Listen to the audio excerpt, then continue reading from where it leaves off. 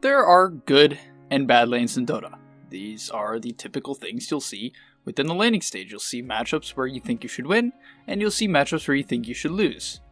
Now you could also argue that there are even matchups, but in today's video I want to mainly focus on the hard matchups. What do you do when your game is trash from the beginning? So what we're going to be covering is what you should do when the game is trash in the lane, and then what you should do to actually recover afterwards, because it's not easy. That's the hardest thing to do in Dota, because everyone's mentally out of it. You have less net worth, you have less last hits, the map might be closed in. So let's kind of break it down and talk about it. Are you tired of being hard stuck at your rank? Over at gameleap.com, we have a library of hundreds of guides authored by pro players and coaches covering literally every aspect of Dota. Whether you're looking to master a new hero or role, or just polish up your existing skills, GameLeap is the proven place for competitive gamers to hone their craft and unlock their secret potential. Hit the discount link in the description below to join us today and start your climb to the top. So the first replay we're going to be looking at is a fantastic game from Ramses. If you don't know who he is, he was the carry player for VP, no longer, but he is one of the best in the world at what he does. And in this game, he's laning against a Tiny and a Leshrac, two heroes that can be a very devastating combo for their ability to do high amounts of magical burst damage,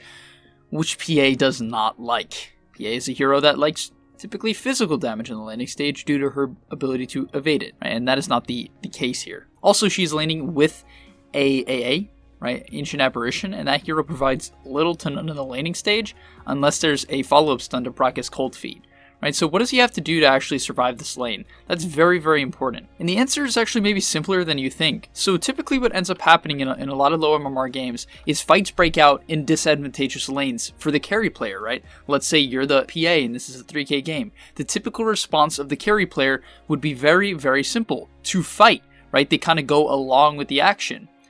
But the big thing I want to show off here is that what the AA does is put a lot of pressure in this lane. He's trading with the Tiny, he now gets tossed back, and you might be like, well, what is this guy doing? He's just feeding. I know you could argue that his plays are unjustified, right? But they're not. They're actually quite justified. Now, is feeding first blood good? No, it's not good. It's feeding gold. But at the same time, what happens with PA? Look at what Ramses is doing. He's absorbing the fight, but other than that, he's simply last hitting. Imagine if he chased and tried to go on the Leshrac here. And you might be like, well, that's foolish. Yes, it is, but actually it's the very common reaction of the majority of players that I watch. They see a fight break out, they see their support getting gone on, and they freak out. Now, what I want to be clear about is there are heroes that can actually help their supports very reliably. PA even has the option of dagger, right? But there are situations where you cannot help, right? And that's the case in these harder matchups. Very often, you're simply going to have to make plays that stabilize the laning stage and allow you to get CS. Now, the next thing I want to talk about is what you need to do when the lane is in a very bad position. So currently, if we look at the layout of the lane, he is under the enemy tier 1, essentially, right? Not under tower range, but the Leshrac is in front of him, Tiny is behind, right? So they have the option to set up if needed. And why is this important? Well, it's just a bad spot for the PA to be in. She does not want to get tossed under tower, she does not want to get stunned, etc. Right? So what does Ramsey do? It's actually a very simple answer. You creep aggro. So what he does is he goes in this general range, typically around a 2 creep length, if you want my general take on how you can measure that, right? The 2 creep length. Then he walks back, right? He clicks on the Leshrac. I'm just going to show it one more time. Ready? Looking at his cursor. So he's going to right click on the Leshrac, issuing attack command, and then back up. This issuing of attack command is what we call creep aggro, and you might know what it is, but you definitely do not use it effectively, and you might be like, well, Speed, that's mean. But trust me, guys, I've rarely seen a single carry or side lane or even mid lane player use creep aggro to the extent that it is needed to be used for, or at least in the right times. And one of the best times that you should always use it in these hard lanes is when you are under their tower. It is brutally important. And then you notice he even uses it again, right? So he's basically spamming it so that the lane isn't far under the tower, and this will completely save you from many deaths that you might suffer in lanes that you simply don't do this in. So if you're honestly hoping for some magical secret to win the laning stage, these hard lanes, it doesn't exist, guys. It doesn't exist. It's the little things. It's the micro positionings as well, right? So what I want to show next is, once again, just a quick example of creep aggro, right? Lane is once again under the enemy tower, so what does he do? Clicks on the Leshrac, brings the wave back, right? And now what's going to happen if we look at the lane is that the range creep is going to die. And because the range creep dies, now the next place these melee creeps will run is forward, stabilizing the lane here. Do you see how one microplay that he's not even paying attention to anymore is stabilizing the lane? And now after that, we're going to see him actually help out his support. So he realizes that these creeps are useless, right? This is unbelievably high skilled. Hopefully you can see this. So there's no last hits for him to get, right? There's nothing for him to do, which he's set up with this creep aggro play, right? And because he knows that and has identified my role of last hitting, which is his main priority in this lane, and that is his main priority, get last hits, it's non-existent, right? So what does he do? He shifts over and goes on the Tiny, doesn't commit his Blink Strike because that is his way of disengaging in case they go on him, and gets a ton of damage on the Tiny. That mini harass is going to save him trouble later on. It is the ability to chip and actually slowly bring the HP values into your favor that win the lanes. It has nothing to do with this magical, like, Blink Strike, the left strike stun, and next level. Like, no, it's once again another example of creep aggro, as you see from him here, and him quickly shifting over to pressure that Tiny, which then forces the Tiny salve and will enable him to do much, much better later on. And the third and most important aspect of surviving hard lanes, like this one we see here, is understanding what your opponents want to do. So what you have to do if you want to actually learn how to play better and do well in every single lane, it's generally possible, right? You might be like, what if I'm a strength hero against Undying Slark? Like, what am I supposed to do? Well, actually, I kid you not, there are a ton of things you could do, exactly what I'm saying in this video. The creep aggro, you can ask your support to pull, etc. But regardless, this is the most important one. Understanding what your opponents want to do. What do they want to do to him in this lane, right? What is their goal here? And it's very clear. Toss him back into a stun, right? Because it will deal around 200 magical damage, which will, put a big number on him, right? So what does he actually do here? He's understanding that they want to, go on him outside of a creep wave and set up for an easy toss combo. So he's sort of like inside his own creep wave here, and now starts faking Blink Strike. And you might be like, well, this makes no sense, right? Why is he faking Blink Strike? It actually even looks bizarre. And to some extent, it might be BM, just messing with the opponent. But at the same time, he's just waiting for left strike to stun, right? He understands what the opponent wants to do, which is set up on them with a left strike stun into toss, or just toss into a left strike stun. Either one, it doesn't really matter. And once again here, identifying that they have Avalanche, and the AA gets gone on, right? So he gets no kills, right? Because this lane's atrocious. He has an AA. AA does not help him here. But you notice what does actually happen here? He does not die. I think the best thing of this laning stage that happens to him is that he does not die. And that is it. You have to stay alive. If you were in a hard lane and you recognize it as a hard lane and you try to fight and help your support, you will lose. You will lose. Listen to me. You will lose. Stop trying to win the impossible lanes in terms of just manning up. It does not work. And that is why, people are like, oh, I don't know what to do in this hard lane. Like, my support's not casting their spells. Maybe they don't even, maybe there's no even good reason for them to even attempt these kills, because it's just going to bait you in as well. Now, going into the mid game, your play is obviously varied on your hero. Especially for safe lane players, they really need to know what their hero is good at in order to adjust their play. Right, because we're going to notice throughout this game, they have a Leshrac, they have a Storm Spirit, they have many different ways to actually get on top of Ramses, which is the reason why he has 3 deaths this game. He also plays like a bit of a psychopath, which is probably not the best way to come back into these games. But in general, you notice that the biggest observation to make here is that he still has 60 CS at 1130, which is not great, but not terrible for a hero with no flash farming capabilities. And yeah, that's kind of the main point here. Alright, so in this upcoming play, this is kind of what I would typically avoid if you're trying to actually stabilize your game as the safe lane player, but Ramses is a bit crazy and decides that diving the Leshrac at 200 HP would be a very good idea. Yes, it does grant him 500 gold, but it does actually get him killed, so, you have to ask yourself, is this worth it? And these are actually the plays that I would generally avoid as a carry player, right? Because now he's dead for 30 seconds, and the AM is farming while he is not. Yes, maybe it makes some space for his SF, but you have to consider, what is my role in this game? If you have a Medusa, maybe your role is to, okay, fine, go fight and make plays like that. But if you have, let's say, a puck mid, should you be making plays like that? Probably not. You have to adjust to your teammates, and when you're in losing situations, really amplify, even extend what you think your priorities are even further.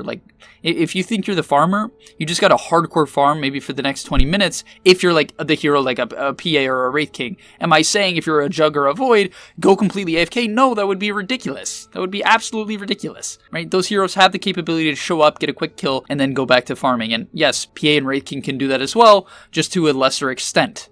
And that's why I think playing safe in games where you're absolutely far behind is the better option. It's easier, and it's reliable, right? So when behind as a carry player, I think you really want to look for this 4+1 setup where basically his 4 teammates are top, right? And what does he do? He goes onto the other side of the map, he checks for bounty runes, and is just going to farm this general area, right? The AM pushed in the bottom side lane, so he's going to farm neutrals until it's towards his tower, right? He's only farming when it's by his tower because that's safe. So much so where, because he doesn't see one hero, which ends up being the Leshrac, he's actually going to just stay in blur and not farm this wave. Even though he could easily blink strike and pressure out AM right now. AM is not stronger than him, even though the AM has a 3-level advantage. He's really, really not stronger.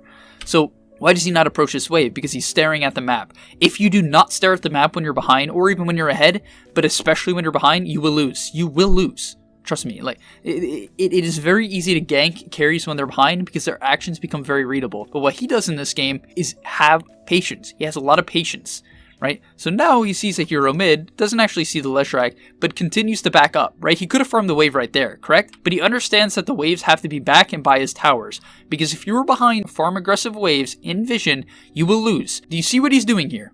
He is sitting in the trees and daggering a CS. Most players 100% would just auto-tech this wave. I guarantee it. I think you would agree with me, right? If you looked at the scenario, you'd be like, yeah, most people just blink strike it, try to kill it. They'd bank that the enemy team isn't there. You cannot bank on these things. That is how you lose. That is how you die once and set back your timing. And only now, after gathering some information, which actually isn't much, but I think he's just kind of using his vibe of the situation, just his raw game experience, to actually jump this wave and kill it fast. He also has this ward over here, which maybe gives him some information, but in general, is this a dangerous play? Yes, because mid is pushing in and they're not defending it, right? So where are they? Right? He has to be asking himself that question. The mid tower is getting pressured, and I don't see anyone. So he kills 2 creeps and once again backs up. Now he sees the Storm Spirit, but that still doesn't mean that he's not under threat. So what does he do? Finally, he has blur, and he's going to use the blur, to actually push out the creep wave. And if you're a hero like Juggernaut, it's the spin. For Lifestealer, it's the rage. For Void, it's Time Walk and Chrono. The one time he pushes the wave, look at what happens. Look at what happens. And you might be like, well, my games don't look like this. And yes, they won't necessarily be this exaggerated, or you have to be so precise and careful. That's the reality.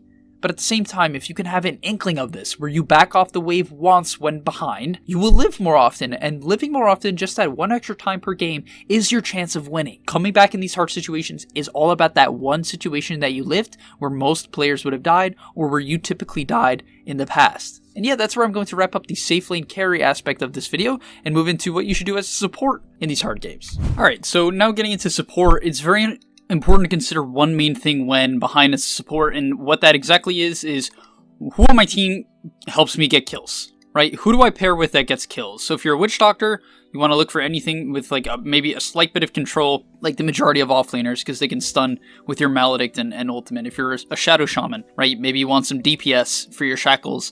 If you're an AA, anyone with extra magical burst or, a bit of damage. So in this game, we're going to be looking at FNG's AA. This is the exact same game, so you know he had a terrible lane. He is 0-4 right now with no boots at the 11-minute mark. So this is definitely what we would call a really bad game. So the main thing that he does well in this game is just get his cooldowns going, right? And I know this can sound straightforward, but he uses his ultimate very, very often, which I like. I think it's a sign of having impact as a support that a lot of players lack. I see a lot of lines with finger, I see a lot of AAs with ultimate. If you have your cooldowns, try to make a play, right?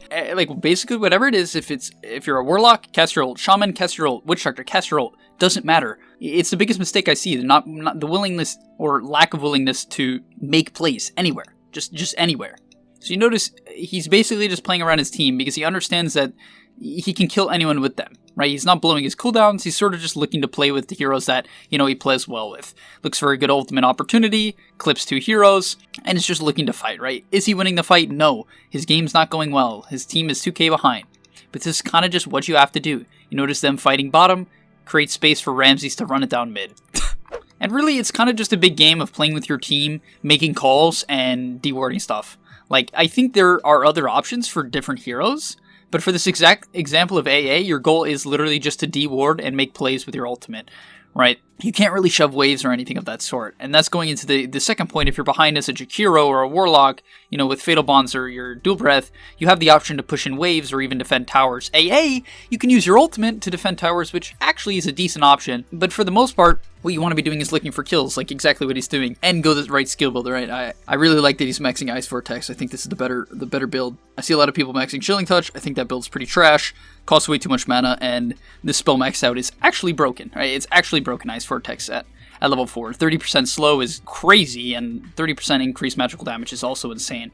With the likes of a Sand King, Shaman, and SF, it's super high damage output. But regardless, they're just looking for plays. He's just sitting mid, like, okay, maybe we can go here. I think the Sand King has Blink, which he does. So once again, they're just trying to make space, because they understand, and this applies to offlaners and mid laners as well, who are trying to create space, that their job is just to, continue farming to some extent if they are a core, but for, supports and all the other space makers, it's just to, pressure things like this tower. Because what does that do? Do they necessarily need the tower right now? No. It's going to create some fights that end up actually going really well for them here, as the Storm almost gets tossed to his death. But yeah, they get mid-tower, and they create more space. So if you're confused what to do, your main issue is probably your lack of calls, frankly. That's usually what it comes down to. A complete lack of just straight-up calls.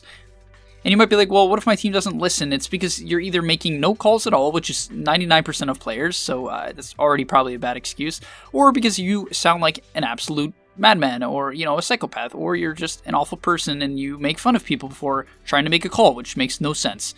So really, what I recommend is you just say, go kill them, and you click smoke. So if you're not buying smokes and trying to make plays, you already have an issue there, right? As a support player, I recently played a game with a Witch Doctor, and I was Shaman, and, he's lower MMR than me, so I helped direct him around, and we made things happen around the map. And it's very useful, because if we just go alone and do whatever we wanted, nothing would happen. So we have to work together. And yeah, that's going to be the premise of supporting. Stop trying to think like, I can't have any impact because my teammates don't do anything. Well, yeah, no, it's probably because you don't try to do anything either, right? Like, I actually am so confused by players who don't do anything or don't even make any calls and then complain that nothing happens. It is unbelievably confusing and also very common. It's definitely very common. So hopefully this makes sense to you guys and kind of opens up your eyes to maybe what you're doing wrong. Or your lack of teamwork, because that's what this comes down to for supports. It's usually a lack of teamwork and a lack of warding, right? He bites a ton of sentry wards this game. He's not going for a Force Staff. He's not going for an early Aether Lens, which, didn't have its place in some games, especially if you're getting a lot of kills.